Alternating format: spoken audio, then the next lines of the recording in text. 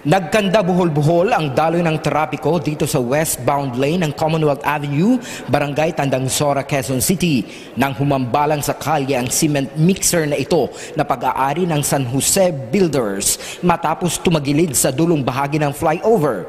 Ayon sa MMDA Inspector na si Virgilio Fulgencio, kaagad tumakas ang driver ng cement mixer truck na si Virgilio Fernandez na posible anyang inantok kaya't nawala ng kontrol sa may namaneho. Umabot anyang pila ng mga traffic na sasakyan hanggang Fairview Center Mall o halos 8 kilometro mula sa pinangyarihan ng aksidente. Siguro po inaantok tong driver na tamaan niya yung gilid natin ng approach, ang grillings. Tapos po, parang nagpag-iwang-gawag na yung truck hanggat tumagilid na yung dump truck. Nangyari po ito 3:45 ng madaling araw.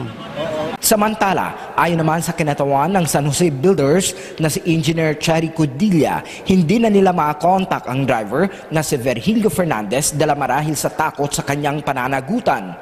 Anya, i-deliver sana ang kargang simento sa kanilang kliyente sa Kamuning, Quezon City. Nung nalaman ko na may pangyayaring ganyan, as early as 4, nag-ano na ng MMDA, tumawag na. Tapos may mga nagdatingan naman, maraming dumating na MMDA. Una, dumating maliit, tapos hindi talaga kinaya. Tapos may mga dumating pa na ang plano nila is hilahin. Kaya lang sabi ko masisira.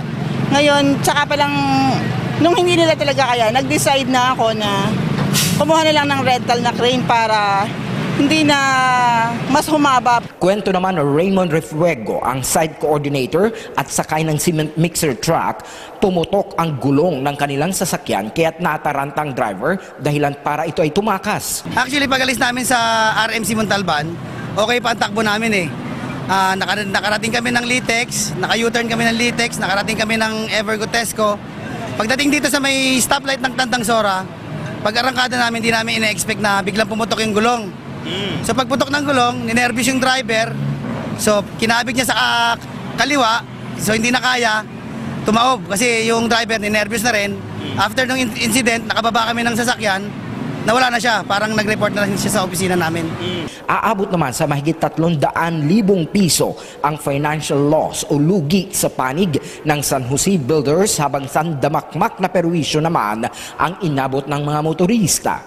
Alas 8:55 na ng umaga nang maiangat ang truck sa lugar. Dahil nga sa pagtagilid ng crane na ito, ay nagdulot naman ito ng labis-labis na trapiko kung saan umabot na doon sa FCM o Fairview Center Mall ang buntot ng traffic dito sa westbound lane ng Commonwealth Avenue dito sa Quezon City.